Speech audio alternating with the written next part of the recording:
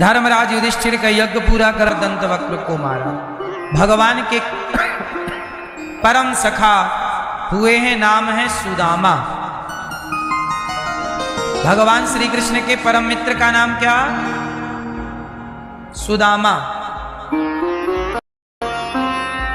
सुदामा जी बहुत अच्छे हैं, ब्राह्मण हैं, गरीब हैं, भोजन की व्यवस्था नहीं है, पर धर्म का आचरण बड़ा पक्का है। पत्नी का नाम क्या था सुदामा जी की? सुशीला। भगवान कृष्ण के मित्र सुदामा जी, कहाँ मित्रता हुई इनकी? उज्जैन। उज्जैन में गुरु जी के यहाँ एक साथ पढ़े हैं कृष्ण और सुदामा। एक साथ लकड़ी लेने जाते, एक साथ स्नान करते, एक ही कमरे में रहते, एक साथ खाते। सुदामा गरीब क्यों बने? क्योंकि सुदामा जी ने भगवान कृष्ण के ऊपर आने वाला संकट, गरीबी का, अपने ऊपर ले लिया था बचपन में। इसलिए कृष्ण की, भगवान कृष्ण पर जो संकट आना था उन्होंने अपने ऊपर ले लिया, इसलिए सुदामा जी गरीब हो गए। वो संकट क्या था? आओ संकट के बारे में जान लेते हैं। एक बार सुदामा जी ने, आपने सुना होगा कि भगवान कृष्ण के चने खा लिए। किसके चने? जो कृष्ण के लिए मैया ने, गुरु माता ने बांध के रखा, वो वाले चने कौन खा गया? सुदामा। सुदामा क्यों खाए चने कृष्ण के? अपने वाले खाते। लोग कहते हैं कि सुदामा ने चोरी की। नहीं, चोरी नहीं थी।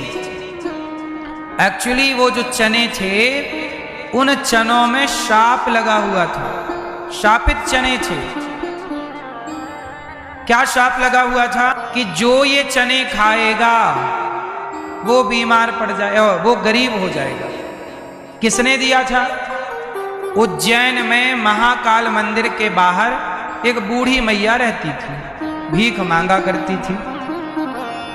एक दिन उसे किसी ने चने दे दिए, उसने तकिया के नीचे रख दिए कि मैं सवेरे नहा के खाऊंगी। रात को तकिया में नीचे रखा, रात को चोर आए, चने चुरा के भागे। चोरों को लगा पैसा है, खोल के देखा चने, पोटरी चोरों ने बांधी, फेंकी। संयोग से जहां फेंकी वो सांदीपनी जी का आश्रम था। वो पड़े हुए चने गुरु माता को नजर आ गए, उन्हें लगा कोई बच्चा फेंक गया। वही चने भगवान कृष्ण को दे दिया कि जाओ, तुम्हें भूख लगे तो ये खा लेना।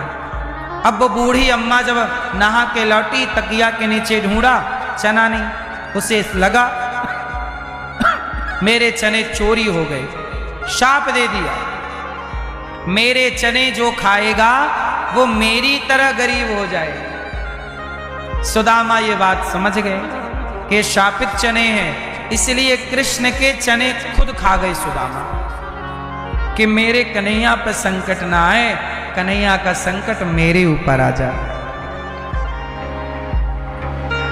इसलिए सुदामा गरीब हुए। सुदामा पोरबंदर में रहा करते थे। कहाँ के थे सुदामा? पोरबंदर। पोरबंदर से द्वारिका कितने दूर है?